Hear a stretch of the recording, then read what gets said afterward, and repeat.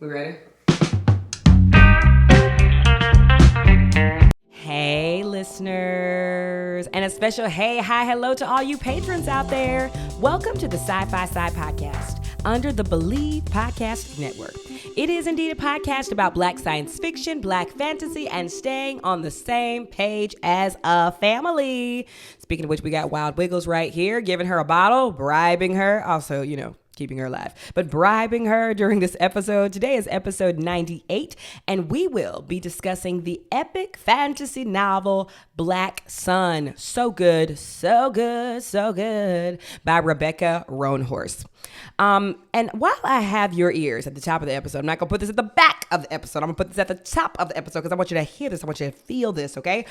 As you can probably already tell, we're coming up on our 100th episode. That means 100 times we had to sit at this table and discuss and connect, and it has been really, really awesome. So we would like y'all to celebrate that 100th episode with us. We're going to be going Instagram Live to interact with listeners.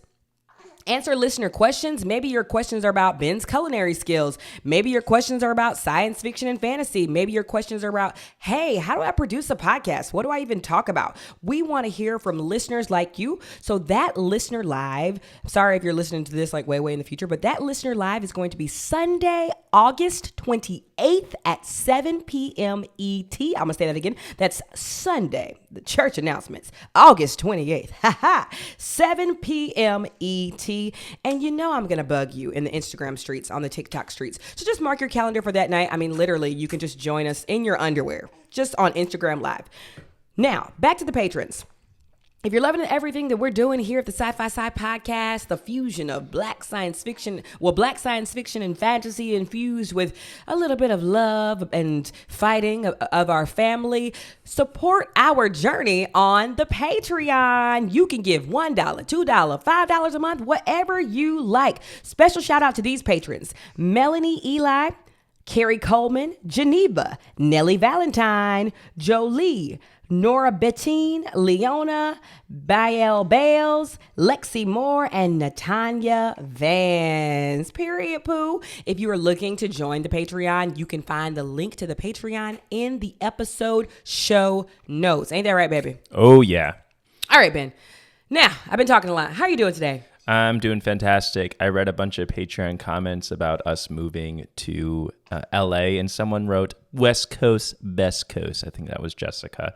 So thank you. I mean, people say that all the time. West but yes, Coast. Thanks, Jessica.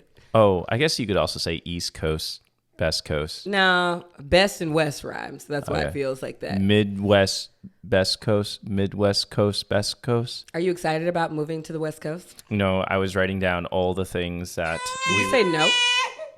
She said, stop playing with that bottle. She said, tilt it up a little bit more. There you go. Oh, that's my baby. Am I excited? So, yes, I'm excited to have to find a new therapist. I'm excited to have to find new insurance. I'm excited to have to find a new pediatrician, to find a new primary physician. I'm excited to get a new veterinarian. I'm excited to find new favorite restaurants. I'm excited to find a new running trail. Have to reintroduce how I do my workouts. Excited to find a new gym. Yes, I'm very excited to find all this new work. Yep, very excited. What else do you have to find new when you move? Well, first off, I don't know. You started that with sarcasm, but sometimes finding those new things is a little bit exciting. What?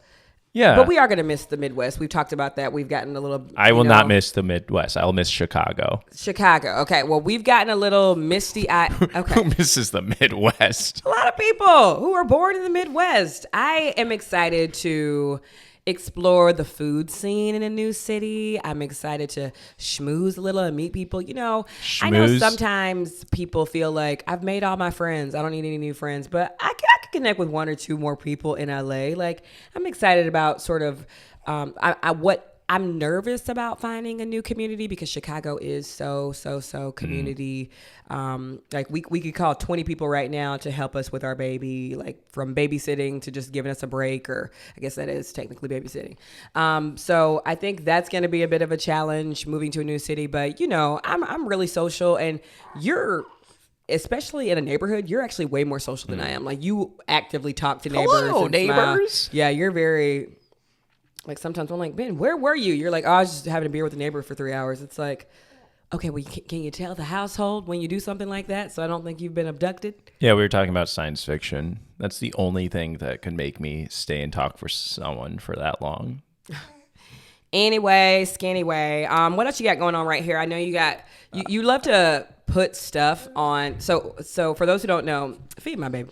So for those who don't know, Ben, well, as all of you should, there should be some sort of general outline to your podcast. I guess we'll talk about that when we go live. But Ben sometimes doesn't talk to me about something in our real life, but he'll put it on the outline for the show. Yep. So I'm kind of it's like, a buffer. You're setting me up here. Being getting you too angry, bring it up. You think I won't make a scene on this show? Oh, please. You have to control yourself a little bit. A little bit. I really have. You're not bad. Okay, so I see right here in the notes, WorldCon preparation. So I know that you're going to a science fiction and fantasy convention on September 1st. Yep. But that is not WorldCon. That is Worldcon. That is Worldcon. In Chicago. So Worldcon is big. So I've been a little bit stressed about Worldcon because I'm reading a bunch of books for that. I'm giving a written presentation. I didn't tell you this, but I recently bought a pretty expensive book online. I know you've been upset at me because we're supposed to be getting rid of books, but this book and I couldn't we're moving get cross country. But this book I couldn't get from the library. It was like animal alterity. It's about animals in science fiction, and so that's sort of what my paper is going to be about. So I'm sort of overwhelmed with all the books I gotta read, which is great. I'm totally fine with that. But the thing that I actually wanted to ask you about, I think my baby needs a break from that bottle. Also, we always say my baby because it's a running joke, because I'm staying with my parents that like every time we're doing something, my mom was like, put some socks on my baby. Yeah, put some, feed my baby, she's right? crying. She's like, what are you doing to my baby? Right. But my baby does need a little bit of a burp action right now. But what were you about to say about... what I was going to say is that I have never been to New Orleans. New Orleans. I've never been to New Orleans. Right. And this is the wonderful opportunity that I now have. The World Fantasy Convention. Okay, so WorldCon is different. And World Fantasy are two different conventions. They are different. So WorldCon is in Chicago in September, and World Fantasy is in New Orleans in November. So I was hoping. So that's what I thought you were about to talk about. So I was I already know about the one. Yeah, so I would love to go to that with you. I got all the details for it.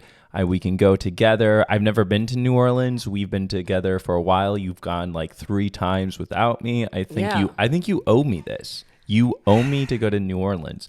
And since we're going through such a new experience in our life, might as well go to a new city. Okay, first named off, New Orleans. Burp my baby real quick so I can tell you why I have not brought you to New Orleans with me. You've already said it on the podcast.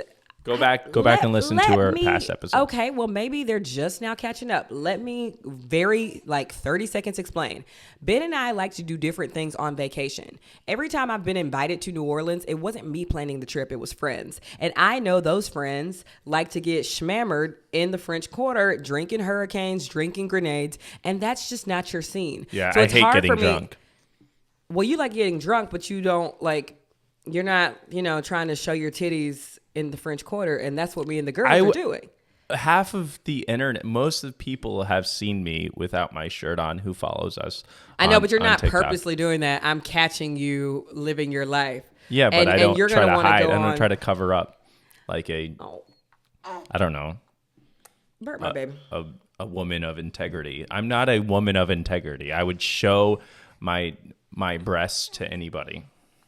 All right, it's upsetting me and my homegirl that you ain't burped my baby yet. So yeah, get on that. Well, I can't force her to burp. Let me ask you this. When are the dates for the New Orleans trip? Because this is what you love to do. You're like, can we go to New Orleans in November? And then it comes up and you're like, it's tonight. That was the one thing I forgot to research. The dates. So it could possibly not even be this year. Oh, no, it is happening this year because I was listening to one of the podcasts I listened to, and November 4th to November 7th. November 4th through November 7th. If we are all, hear me folks, if we are all settled in our new LA place by then, I am down to go to New Orleans November 4th through 7th. Let me say this. Look me dead in my face. I'm looking, sorry. a lot. Sorry, November 3rd to November 6th. See, here we go It again. was one day off.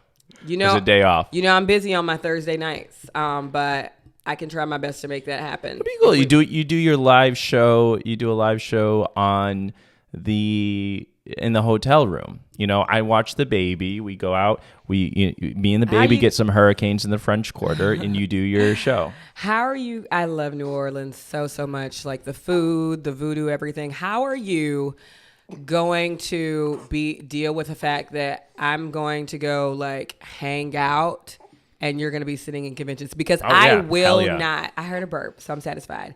I will not. You will never be satisfied. Let me listen.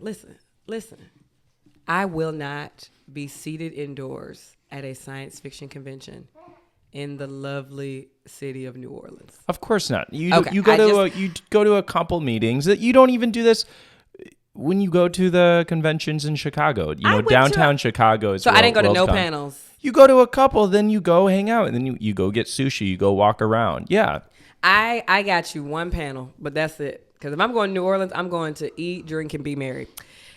Anyway, I guess I didn't have space to deny that request because he asked me here. But if you're down to join us, we'll be in New Orleans November 3rd through 6th, it looks like.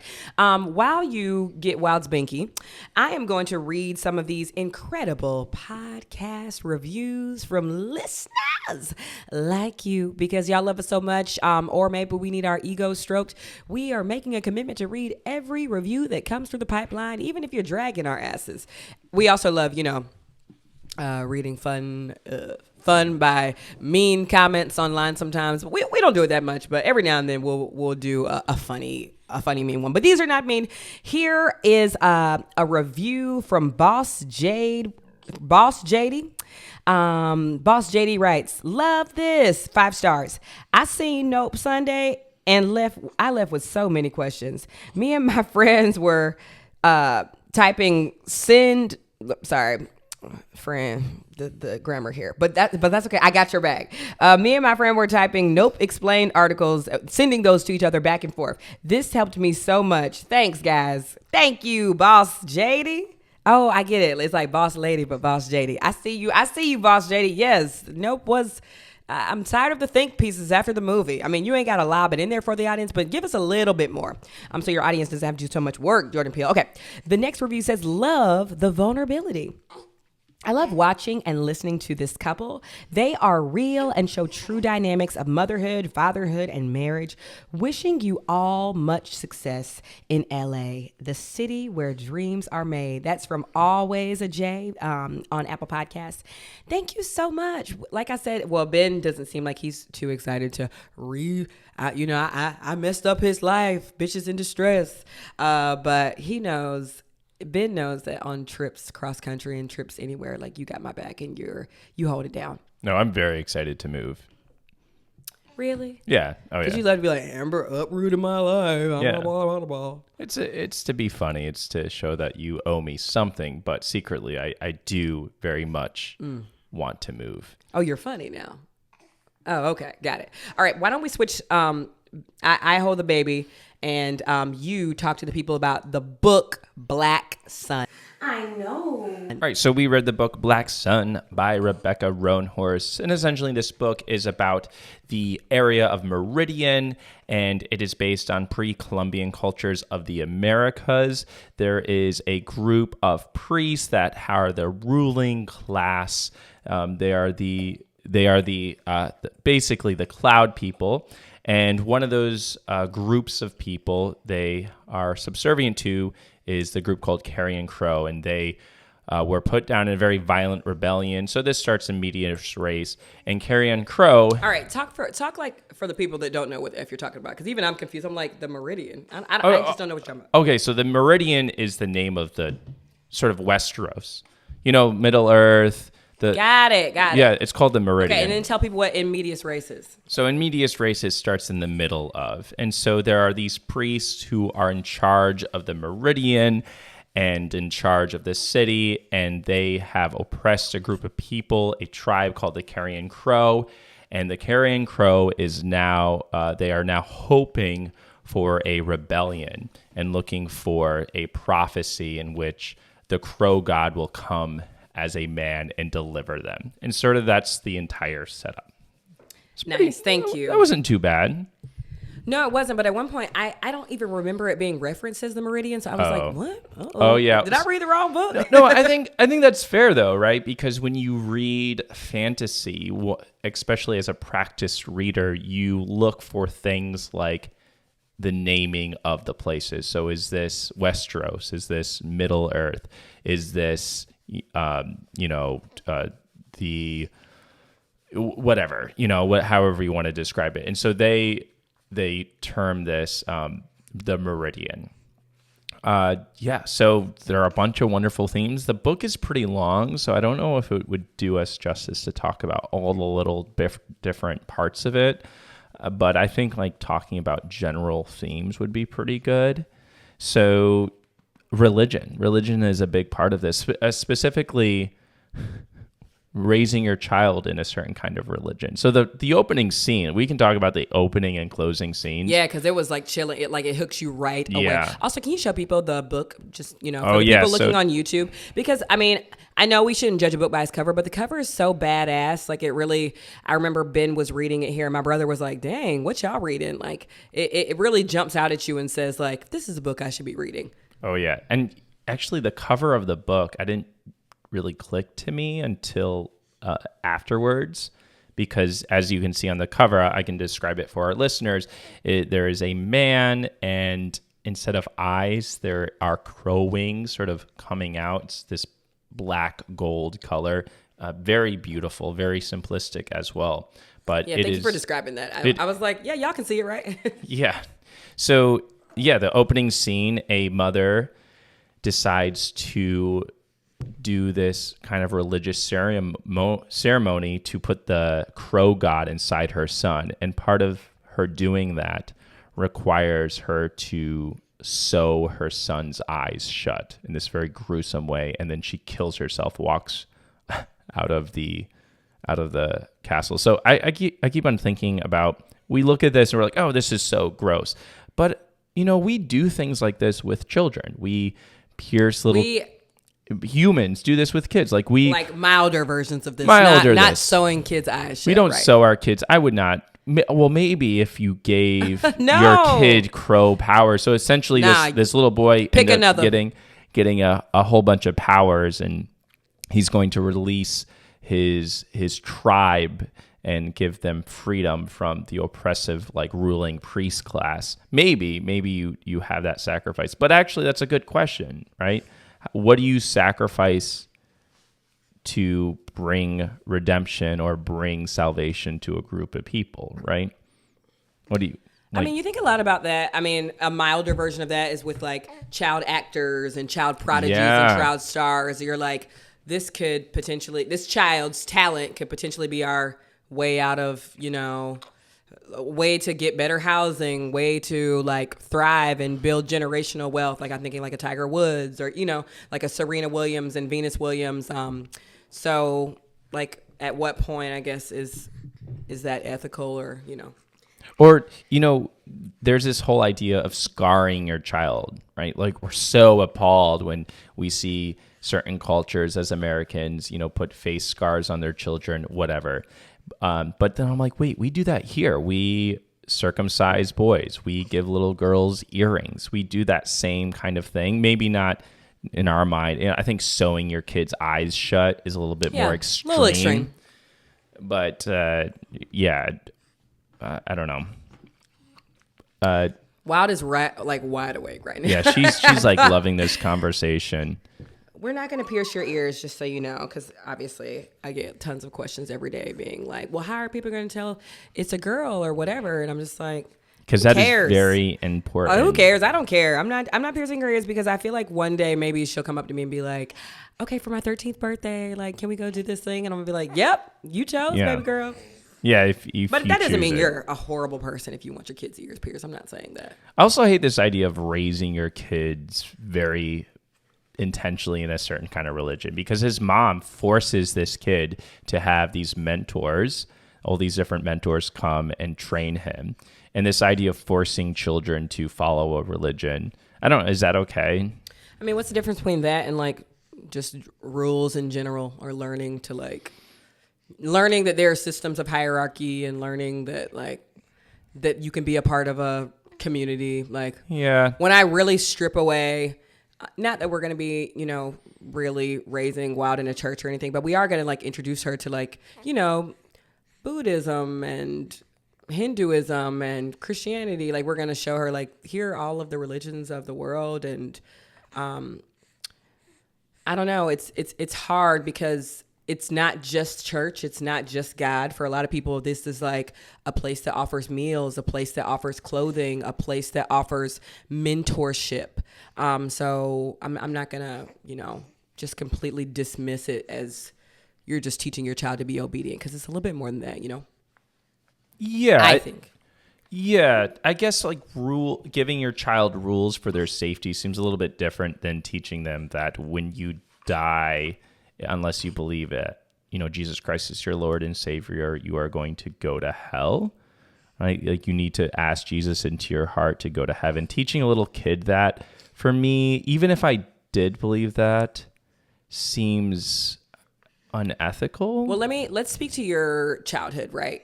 So I asked Jesus Christ into my heart when I was 6 years old, and then I kicked him out when I was 23. Well, what were some of the things that you like believed as a child that kind of harmed you, like that made you fear? I think like every single evangelical Christian belief, right?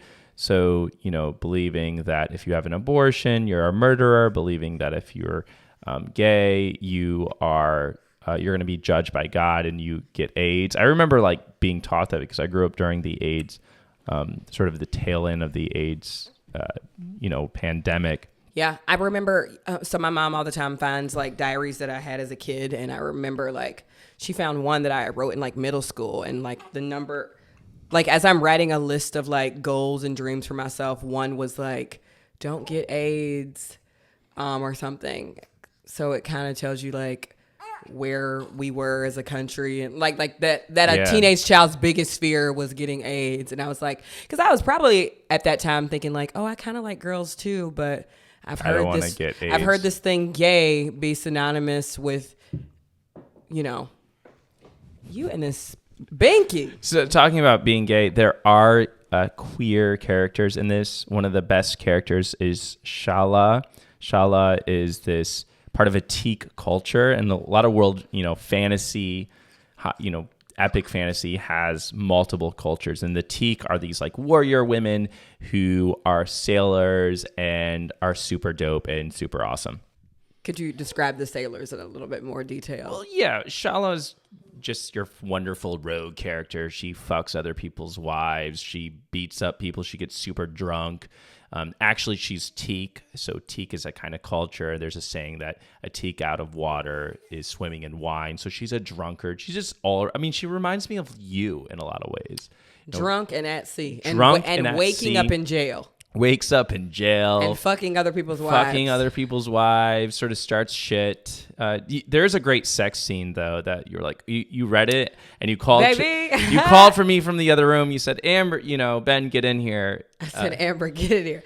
There is, look at me like playing with my little braids. Okay, so believe me, listen to me when I say maybe around chapter 40 or 41. Almost done with the book. Yeah. Yes. Now listen to this, Ben, because I want you to take notes. Okay. So the character Serapio, that's he was the young boy whose mother sewed his eyes shut. He's kind of strange, but he's kind of this like, smoldering wonder. He's describe him as like a Lenny Kravitz. Like he's like, what's going on with you? A little bit mystery. And at one point, Shala, the female bisexual, half mermaid, half pirate lead, she just keeps saying like, oh, we've been at sea so many days. Like I could just really use a hot bath. And a couple of days go by, and even Serapio takes a bath at one point, but it's in cold water. And she's like, oh, you smell clean. And he's like, well, I just did it by the river. It wasn't a hot bath, blah, blah, blah, blah. And we find out later, here are all the spoilers, that Serapio has this great destiny, and at the end of this great destiny to go, fight the kingdom or whatever. He's gonna die, save his tribe, which he's never met before, by the way. Right, but this is his legacy, his destiny. Stupid. And so it's like the night before he knows he's gonna die, and obviously Shala's like really hurt by that because she's starting to really fall for this guy. And he takes her on this magical, mythical surprise date. And when she gets to the date, like, obviously she's thinking like, oh, we're probably going to just go have sex in a field or something. It's our last night. He set up the most beautiful, like, hot, aromatic, sexy bath. And he just bathes her. And it's so intimate and so erotic that I was like sweating reading this chapter. It is hot. Rebecca Roanhorse can write some sex, let me tell you, because it wasn't even just the bath. Like, it wasn't even that. It was this man who cannot see, who doesn't really have any friends, isn't sociable. Like, all of his other senses are heightened, obviously, and he can fight like a badass and all this, but he's not this like toxic masculine, bravado, machismo guy. He's like listening to this woman's needs and desires, not violating her body, and giving her on his last night alive the thing that she needs. So it's all of that encased in and you could just, it was written so stylistically well that you felt the smoke of this bathhouse coming up in this steam, and it was sexy. Oh, yeah. Also, you know why Shala also reminds me of you? Why? Because she sings she has this magical power where she sings, and with her song, she can control the water. And that's what you do. I do. And you also I sing can't with control water. No water. So this morning, you were singing in the shower so loud, Wild was asleep. You woke her up. But that's who you are. You sing with water. And I sing with and without water. But Ben, come on now. You didn't get like what you call a stiffy reading that chapter. A stiffy. Yes, absolutely. I got a stiffy. Why are you not acknowledging it? You're I was the one who brought it up. No. That scene made the book. Yeah, it really because did. It wasn't just like their hotness. Like, this man just bathing a woman, like, that's just when she's just kind of like at the end of her rope. Like, wasn't that beautiful? Didn't that inspire you, I guess, to listen to the love of your life? Yeah. And just give her warm, massages, aromatic baths. Yes. Didn't they don't even have sex, they just kiss. Yeah. But it was so intimate. And I think, I don't know, like in the era of, I don't know. I think the first time we can all remember the first time we had sex, right? Like, it was not hot. It was not fun. In a non-consensual, it was consensual, but it was still painful. And, guys at the time was like, I'm a real man. I don't need lube. And you're like, oh, for fuck's sake. Yes. Like, yes, the fuck you do. And so it was just, I remember thinking when I was like, a teenager having sex, I was like, this is what all the songs wrote about, huh? Like, this is as good as it gets. Like, this really isn't that great. Like, I mean, it's fine, but it's not like, all night long, what all of these R&B songs are about. And then you get in college, or maybe even later than college, and you're like, oh, I can masturbate. Like, this definitely enhances the experience. And then you meet someone like Ben, who's like, tell me what you need. I'm listening to your needs in this very intimate space. And then you're like, oh, this is what the girls were talking about. Exactly. The girls is in like the songs. I don't even get mad when you charge your vibrator on top of my computer. I did that this morning. Yeah, well, your whole your USB. These MacBooks don't have USBs. Oh yeah, so you had to use. Yeah, I didn't mind. I was like, you know what? Probably some of that juice on that vibrator is mine as well. I haven't seen you clean that. Okay, vibrator. Let's spare the people this conversation. Also, like, Wild's gonna be like, oh my god, my parents are the worst. But yeah, it's just so refreshing. Like, I'm so there's just so many studies about like how many women will never have an orgasm, like married women as well. And so I would task all of their male partners, I'm going to assume male partners, because women's make sure women's masturbates or comes or finishes or whatever you want to call it. But I'm going to task all of those males to read the book Black Sun, a book truly about a blind man listening to the needs of a woman, paying attention to her, and giving her what she needs. And then right after, violently killing hundreds of people for a legacy. There's the violence in here is extreme. Yeah, oh my God. Like when it happens, you're just sort of God. Yeah, but that's not why. Crows ripping off faces and yeah. Yeah, no, that was really intense, and it kind of, spoiler alert for Stranger Things, reminded me of that Eddie Munson final scene. Oh God.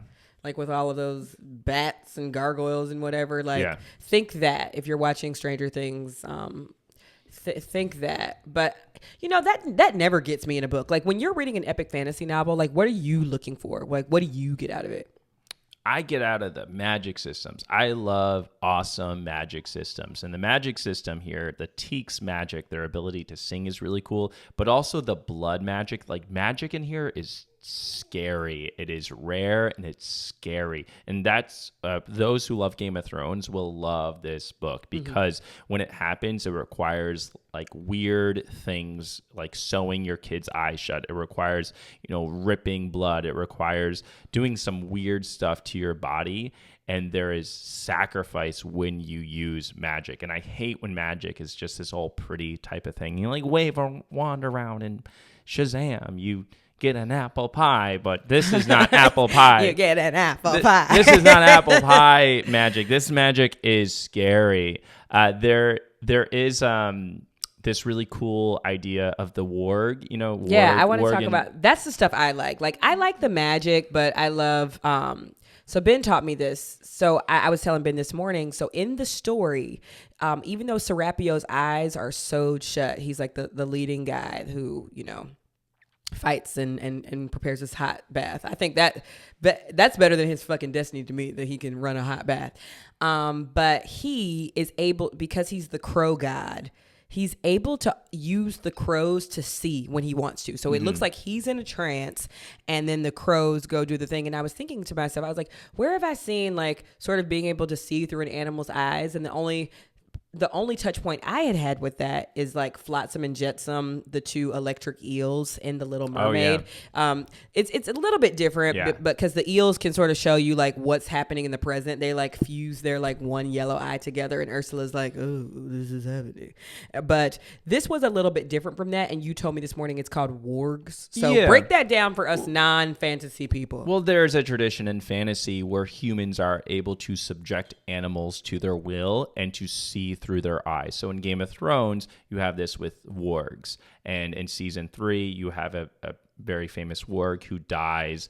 And right before he dies, he's killed by Jon Snow. He, you know, projects himself into an eagle. The eagle attacks Jon Snow. And that's where I think Jon Snow gets his scarring. And so that's a trope in fantasy. But what I like about Black Sun is that the controlling of the crows or the communication of the crows seems to be a little bit more consensual, right? Yes. It's not this subjugation. And I think that really goes back to this indigenous understanding of appreciating the animals, appreciating the earth. And not only are there tiny crows, there are also massive crows here that you can ride on and fly, which I was like, I've never seen that before. I've never, you ride dragons, but riding crows, like what? And you're like, oh yeah, because crows in certain Native American religions are incredibly important. And I thought that was pretty fantastic.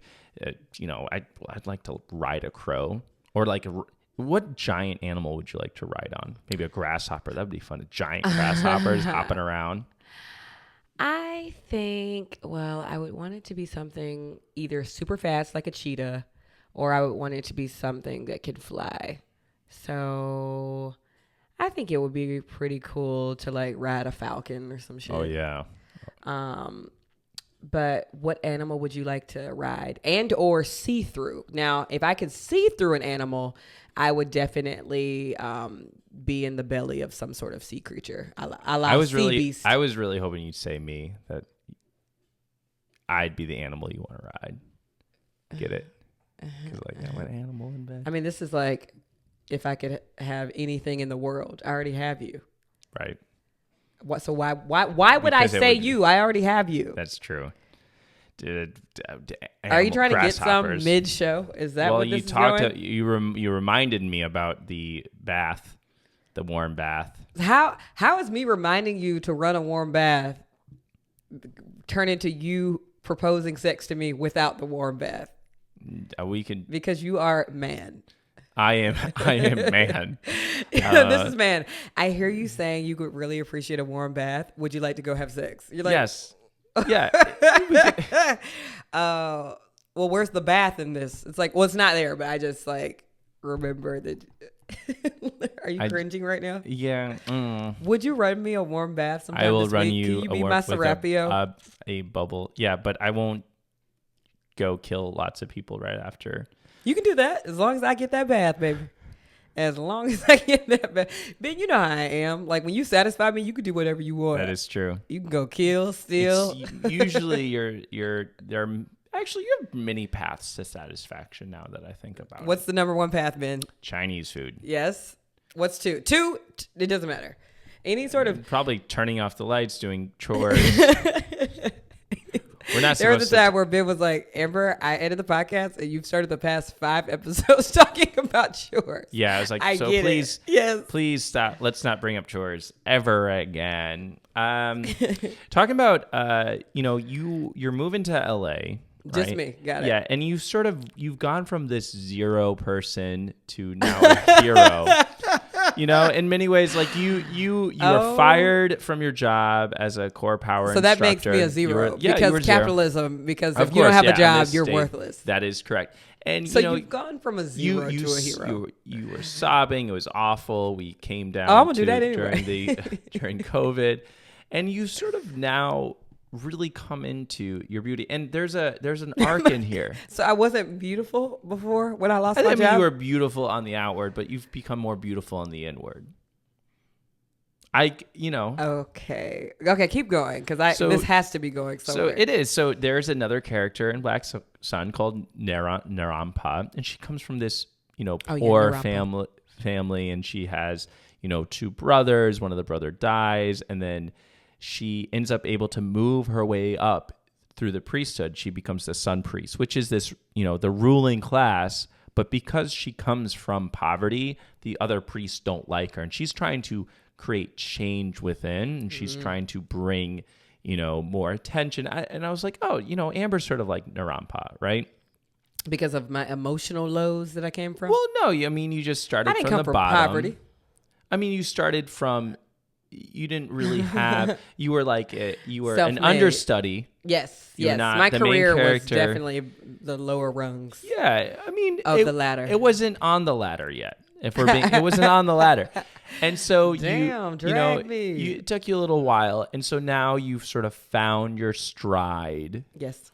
But you are taking some risks, like moving out to LA, and Narampa takes some risk, and she ends up falling out of those risks, and she ends up, spoiler alert, she ends up dying, but she will probably be brought back to life using some like ancient blood magic ritual that's pretty intense. Yeah. And because this is a series of book, I think Fevered Star is the next one. Black Sun, then Fevered Star just came out, so look forward to reading that. But I was like, how does it feel to move your way up, sort of like Narampa? Not great.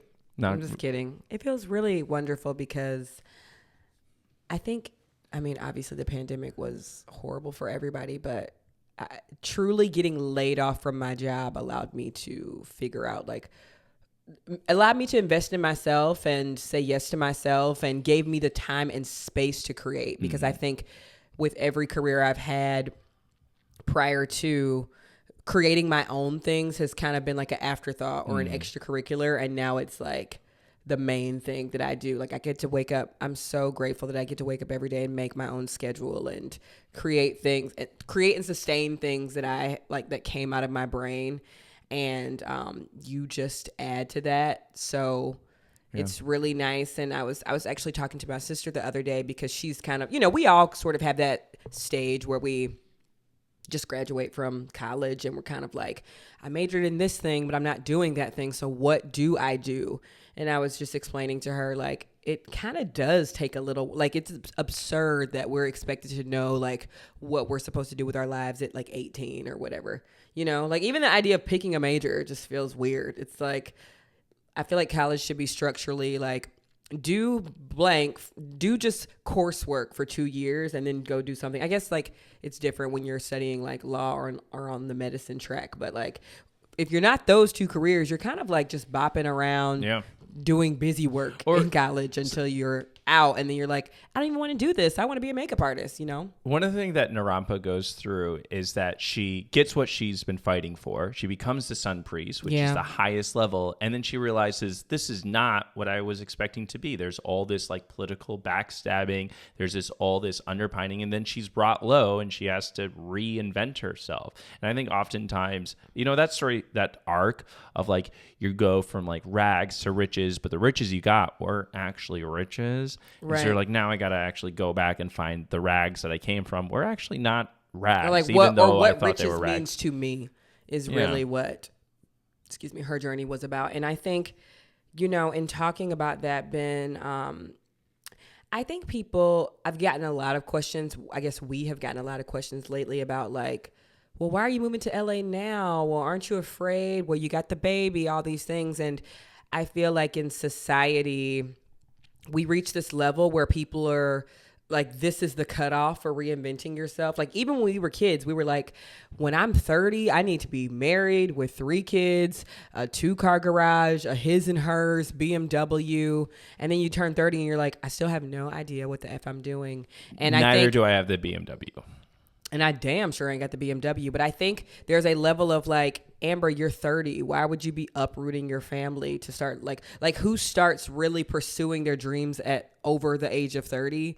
And I think you have really taught me how to be a person that's like, never be afraid to reinvent yourself. Be afraid to improve yourself. Like when I hear people, you know, getting a divorce at age 50 and then going back to school, it's like, yeah, like what is this? I guess, I mean, like with the whole kid issue, there's like a time in which you should probably have kids, but like this idea of maybe I should settle down after I have a kid. It's like, well, Wild's been kind of traveling everywhere with us. Like obviously it's going to be a lot harder to navigate, but I think if you really want certain things in life, like your age and your kids and your dog and all that, like shouldn't stop you. Like in our minds, we block that out. Like you remember when I told my parents I was moving to LA, and it's not that they're bad people at all, but they were just like, well, how you gonna do that? Like what, when you got a baby? Like it's like people move, people quit their jobs. People like, I think the millennial in us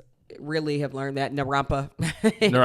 to go back to the book, has learned that. But like, do you find that your parents and other people kind of look to you and say like, are you seriously just gonna like work for Amber and absolutely not work with Amber? Absolutely not, because I have complete faith. The other thing that Narampa has to learn. I'm saying you don't think people come to you with that? No.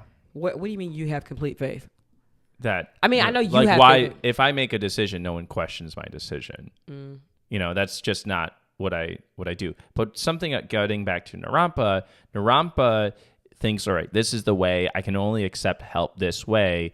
And she has this very intense religious belief in the sun priest, but there's a other sort of, you know, hidden magic that she ends up having to learn to accept. And so when you're able to pivot and accept help from multiple different directions, then you're not just set on one path. You're okay with like deviating from the path. And that's what I am. I'm an improviser of life. You're an improviser of, you know, of comedy, but I'm an improviser of life. I think you know me so well. So I think sometimes when you come at me with something that I wasn't expecting, but you're learning now, like if I ask Amber 3 months out, she'll go to New Orleans with me. Hell yeah. Whereas you used to be like, hey, on Friday, can we fly to Arizona? I'm just like, no.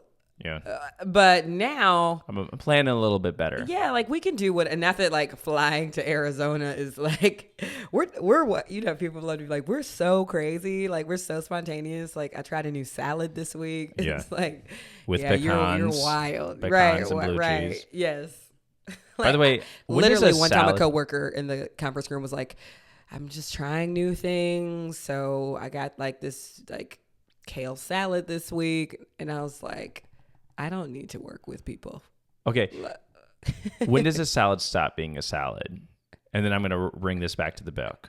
Like when you put an egg in it, when you put bacon in it. Oh, yeah. This has been shady way of dragging my family because my mom would be like, get in here and get a salad. And it's stuffed with like chicken, eggs, strawberry, like every fruit. Strawberry's fine. And every meat has found its way to this salad.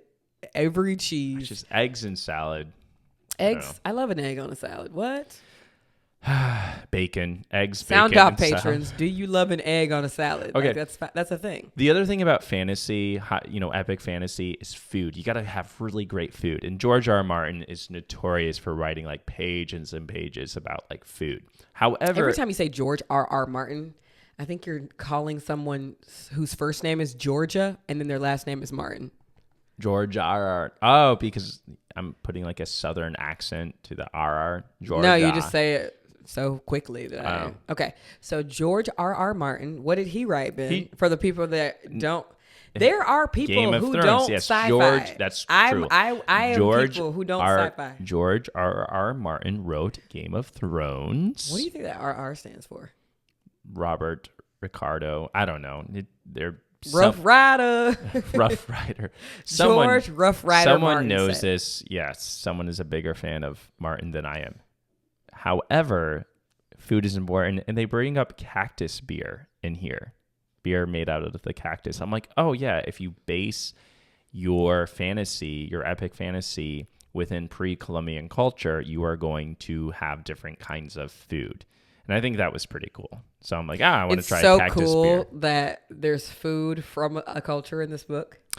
Literally, you don't see it. I remember hearing an interview by Rebecca Roanhorse, who is, indigenous and Black, and she is married to a Navajo man.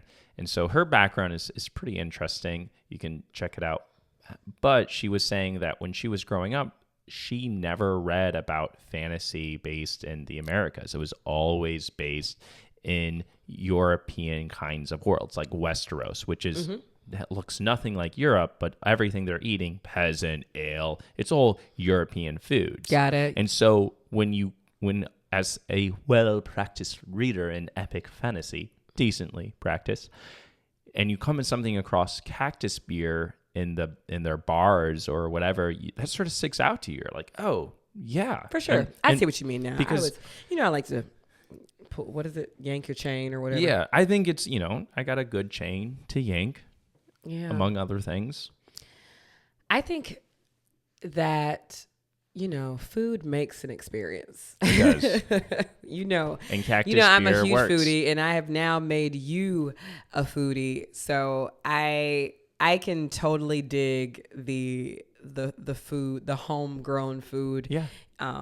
In this story, and you could almost again, she's such a great stylistic writer. Like I love her style. Obviously, every writer has a style, but I love her style because she really gives you that sensory experience whenever a character is like hungover or had all this ale, or you can almost every time that Shala, the main pirate, lesbian, half mermaid character, would wake up, I could almost taste it on my breath, that hangover, that hangover taste and smell and all of that stuff. So I don't know. I can really just appreciate good writing and exciting writing. And I think us watching Sea Beast on Netflix was also really zapped me back into the book as well, because because he's awesome, he's been doing a really great job giving me the material early. So I got a long time to read this book. I had about a month or two to read this book. So obviously there was a time where I was reading the book and then I had to put it down to work on some other things. And I was really just inspired to pick the book back up after we watched Sea Beast, because there were so many crossovers. I also love that in one scene, hi, guess who's in and out of sleep? We did it. There was also one scene where Shala jumped into the sea to say, eventually, this whole crew that they're taking, they have to make this journey over the course of 16 days, and everybody on the crew basically dies except for Shala, and does die except for Shala and Serapio. But the first two people that die. Like one jumped in the water and then the other one jumped in after. And Shala was basically they were tied to each other. They were like ankle rope Doesn't or matter. something. Whatever. There's a scene in which people have to travel on water. Yes. And it's a big part of the book. Yes. And Shala's part of that. And Shala jumps in the water to save someone who's been cast overboard. Yes, and she can kind of communicate with the sea in the way of like Moana. So she ends up only being able to save one of these guys.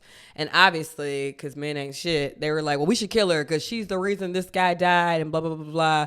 And I just love the instant regret of her being like, I should have let your ass die. Yeah, I should have.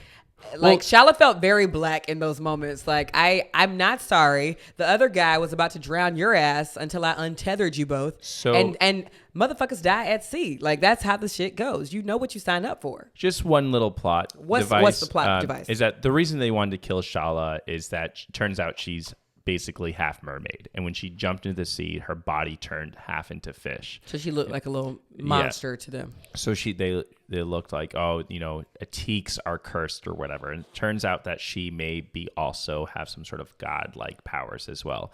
But we'll probably get into that more in the next book. I do want to say, though, that when Rebecca Roanhorse turned in the first draft of this to her publisher, Joe Monte, sort of a well-known science fiction fantasy editor, he said, it's good, but it's not great. And so she went back and rewrote the whole thing, which is what a good editor should do. Wow. And I think I was listening to an interview. I think she did, get rid of the whole thing and start over. Yeah, I think she rewrote it. She's like, okay, now. And so that's so in a sense she reinvented herself. Yes. Never be afraid to rewrite. But also never go back to the draft. Yeah, and listen to your editor. I'm your editor. Listen the You getting a little too fresh with the edits these days. I'm like, okay. Like literally my sister yesterday, my sister's dog's birthday is today, and my sister was like, I just made this little 30-second video to celebrate my dog. And Ben was like, so we want these tighter. We want some of those still images. I was just like, excuse me, bitch. Yeah, I know what I'm doing though. You're getting there. You got an eye for it now. Did you ever think you would be like editing 30-second videos as a living? Like, no. You thought you was gonna be preaching the gospel. Yeah. But you reinvented yourself. That's what you need to call the episode, like reinventing under the black sun, or something like that. Reinventing the sun. Anyway, we got a spitty little baby, and we have discussed this book to your satisfaction, right? Any size on the book? Anything you didn't like about it? No, there's not one thing. There is one character I thought. Okay, so there's a very intense scene at the end of the book where many characters die, and there's a character called Iktan, the priest of knives. They go by they pronouns. Yes, that was so great. They, like XE is XE. The they that we know. So I think maybe a little bit more explanation of that, and there's a little bit of it of the gender neutral, the third gender within this world, within the world of the Meridian. However, I thought that could have been explained a little bit more. The ending scene, I know there's going to be a sequel, but it happened a little bit too quick for me. It was the whole book was about the journey, and there was like 3 pages about the final fight. Yeah. Which was great. The final fight was fantastic, but I wish there was a little bit more of Iktan. I did enjoy Iktan as a character, and maybe a little bit more through the ending. But I'm definitely going to read the sequel. Yes, and then I loved all of the scenes where not love. Maybe I'm a glutton for punishment, but like Serapio has these really intense like tutors. And so the first, his tutors literally just teach him you just need to learn how to feel pain and love it and make it your friend. And those are super intense. Cause I was like, dang, you got to slap his ass across the face for him to get this. Yeah, the education in this book is not how we want to raise our own child. Harsh. Yeah. Imagine saying I know you just fell on the playground, but you need to really think about pain as a friend of yours. And then hit that bruise again. Yeah, not and cool. Smack at a bruise. Yeah. But this is also coming from people who sewed their child's eyes shut. So yes. I wouldn't take parenting advice from them. But anyway, that's Black Sun. With that being said, Ben, why don't we loved it. I loved it. I don't typically love epic fantasy, but it was so easy for me to follow. Also, the audiobook, baby. It's a quick read. The audiobook helped me out, but I read it alongside the audiobook. And Ben, with that being said, why don't you warp up the show? In conclusion, Black Sun is one of the best epic fantasies I've read this year. Make sure that you go check it out. Thanks, y'all. Thank you so much for listening to another episode of the Sci-Fi Sci Podcast, along with little fun coos and sounds from our baby. Next week for episode 99, we will be reading Twisted Tales by Brandon Massey. Okay, it's so fun. It's so camp. We've already started reading it. I think Ben already finished it. So pick up Twisted Tales from your local library. Also mark your calendars for Sunday, August 28th at 7 p.m. ET. We're doing our live show for episode 100. All right, bye y'all.